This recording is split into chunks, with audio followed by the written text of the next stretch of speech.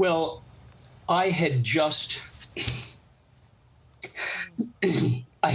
written to Olivia.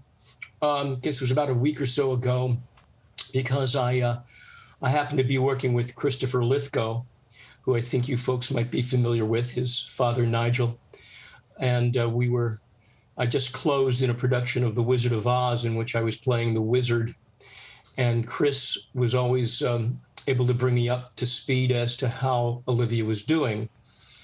And he let me know that that it wasn't going to be long. And prior to that, I had discovered that she was again failing, and I took it upon myself to write to her, as we would occasionally share emails amongst each other, my other greaser pals, to Dee Dee and Jamie and Dinah and Kelly and Michael and Randall and Lorenzo and Susan and a lot. And I wrote to her saying she would always sign her emails with love and light, comma, Olivia. And I wrote to her telling her, basically, if you read between the lines, she would be able to tell that I knew that there was something going on. And I basically said that on your journey forward, simply know that you, Olivia, are the love and the light. Oh. And that is, it's profound and it's simple and it's true. Oh, boy. And it was ever thus, has been ever thus. She just always exuded that positivity, just the way she handled this journey with grace. And how she would also, her heart was so big. Our cat was passing away several years ago, and she reached out to me offering some herbal remedies for our cat who was dying of squamous cell carcinoma in her jaw. She was a huge animal rights activist, first of all. And to call me and offer some remedies for Gracie at the time. Of course, we lost Gracie. Oh. You know, we don't seem to be able to conquer this in all forms. But she battled on, and her husband, John, was a champion all throughout, keeping her alive, basically, through these years with his herbal remedies. And just, again, a heart as big as all outdoors. Everything sounds so trite, you know, when you discuss who she is and what she was. But it is so because it's so profoundly true. She embodied all those things. Just simply a heart that was so giving and loving. And look at what she did with her, she was doing with her wellness center. That was her passion. That was her thrust. That was where she placed her energies in the positive ways that she did. We were fortunate enough to get together in 2019 with John and my two fellow T-Birds, Michael and Kelly, and Randall, and Joel Thurm, our casting director, and we got to do 3 meet and greases down in Florida, where people would come and meet us.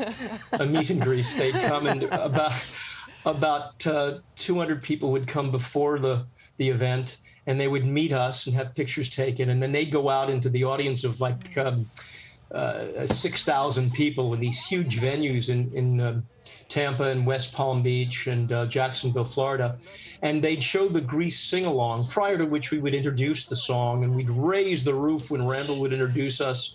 And they'd show the film, and at the end of the film, as the car drove off, out on a pallet came John and Olivia and the 3 of us, Kelly and Michael and Randall and myself. And the audience, just, if there was a roof on the venues, at the top of the venue, it would have been blown off. And we'd answer questions. They'd ask questions, and we'd answer. And we all felt like rock stars. That's how much they loved all of us. And that would have continued on. It was just pre-pandemic. We had the intention of doing this worldwide, but then the pandemic hit and Olivia's health began to fail, so we weren't able to carry on. But we did have that weekend together. where we traveled around in a tour bus, actually, and Olivia and John and the rest of the cast, we traveled from one area in Florida to another. It was an overnight. We all got to hang out in a tour bus together overnight. It was like we were all on the road doing a rock concert. It was the most special time. I'm sorry that I didn't have time to forward photographs of that. I have photographs from that. Hey, Barry, that evening. It's quite all right, and we appreciate you telling these stories. I mean, this is an insight, isn't it? We were reading before that that Olivia actually met the director at Helen Reddy's place, and he said, "I found my Sandy." What was it for you like to see back when Greece hadn't even really eventuated? You heard about this Aussie girl, the beautiful face and lovely voice and smile. When you got on set, what was that like? I mean, we just saw the movie. What was it like, day to day, scene to scene for you with her? Well, it was surreal in many ways. She was huge. And again, living right on the opposite side of that, there was this sweet, humane human being that walked around with no pretension whatsoever. But there's one thing that I do remember. Yes, she insisted on having a screen test before she agreed to do this. She wanted to make sure that everybody, including herself, felt like she could pull this off, and she did with flying colors. And John was so wonderful with her during the screen test and comforted her and eased her concerns, and the rest is history. But we all played when we got together, and I remember one thing that I used to do with her on the set. In the studio at Paramount is I would hop around like a kangaroo and say, "Hey, Liv, I want to make you feel at home." She would have loved that. Oh. You did. She just did it a bit better than everyone else. Yes. Yeah. But just watching you, Barry, processing so many emotions this morning, because obviously this news is so new, and we've all had moments on the desk this morning where we've cried, we've laughed at some of those beautiful stories like you're sharing now, but she was such a light. It is so hard to believe that she's no longer with us, isn't it? She was very much, I said this of my mother, that there are some people that sort of meander through life, doing no harm and maybe doing a great deal of good. But their presence just kind of floats there. Like my mother, if I may liken my mother to Olivia and vice versa, Olivia penetrated very existence. And I would safely say that about most of us in this Greece family, that we don't glide idly by. We cruise at a high rate of speed, hopefully leaving our positive marks along the way. And she did that in spades. Wow. She was very, very much one of those people who was, in fact, that light of the love and the light that I'm talking about. She glowed everywhere she went and with everything she did. So, yeah, she was one of that kind of energy, if you will. Pretty special words there, Barry. What will you miss most, Barry? Her. And sharing private emails together. That time in Florida is golden. We'll never forget that. And just her availability. When you'd want to share a thought, your heart with her, you knew that what you were feeling and what you were saying was getting deep into her heart, and she responded accordingly. Oh, wow. Just her energy, and her love and her light. Beautifully said, mate. That is a beautiful tribute, Beautiful. and we're sorry for your loss today, and thank you for sharing your thoughts and your love and your light for Olivia Newton-John. We appreciate it. Thank you, I my man. appreciate you folks and the love and the light that surrounds you and what you do, reaching out and wanting to hear from us. So thank you for the platform. The film that took our Olivia to the world, and it's at its helm is director Randall Kleiser, who joins us now from LA. Thank you so much for your time this morning, Randall. We appreciate you being with us on what must be a difficult morning. First of all, your thoughts. Well, I found out this morning and I was shocked because, I've known Olivia for over 40 years and I consider her as one of my best friends. And, she's always been so warm and wonderful to everybody.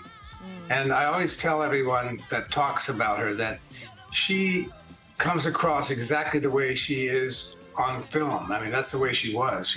She was always smiling, I never saw her say anything mean about anyone. I never saw her depressed. She was always just giving love and light to everybody.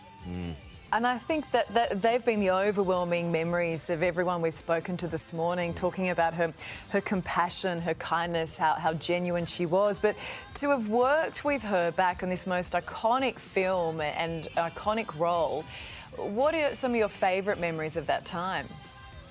Well, when I first saw her come, we were shooting the drive-in scene, and she came with her makeup for the end scene toward me, and I didn't know who it was because she had not seen her looking like that. And who is this girl coming to me through the dark? And it turned out to be Olivia, and I knew then that it was going to work.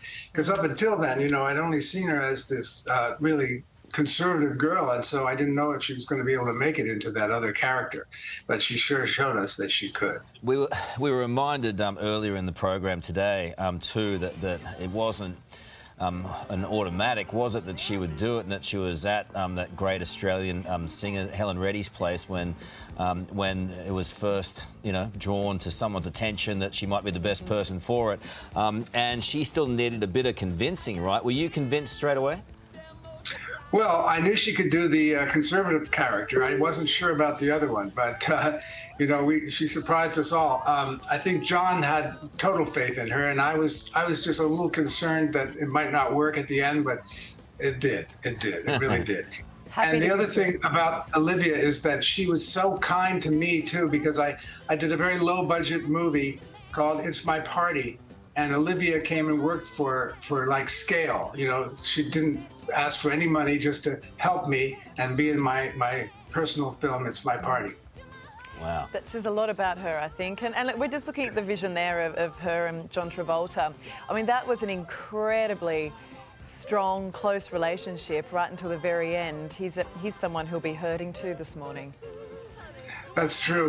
We spent, we were, like last year, I believe it was, we were down in Florida doing a sing-along, and we had thousands and thousands of people show up to see them reunite. And it was just magical when they came out on stage, and the audience went crazy to see them dressed the way they were back then. And just, it was a very warm and fantastic evening we had. I gather, the film has made 400 million at the time at the box office, which was a tremendous success. When every director, I gather, wants to see those transformative moments on the big screen, the X factor come to life, and boy, oh boy, she had that in absolute spades. Yep. In close-ups, you could sort of feel how warm and friendly she was. I mean, it came across. She had star power, and it came right across to the audience. What will be the memory that you take out of working with her and knowing her as a friend? I think just the times that we spent just one-on-one, because, she was so warm, and when my mother died, she was so kind, and we spent some time together, and she was just very supportive. It's the moments together with just she and I that I really remember most. Oh, that's so beautiful, Randall. And look, a really tough day. We appreciate you taking the time to speak to us and share your memories. And also, Randall, thank you for Grease. Yes. I mean, what a film. A big thank you. Thank you, mate. G'day, it's Ali. And Karl. Thanks for watching the Today YouTube channel. Subscribe now for brand new videos every day and exclusive bonus clips. Ali, say please. Please? Why? Please. I don't know.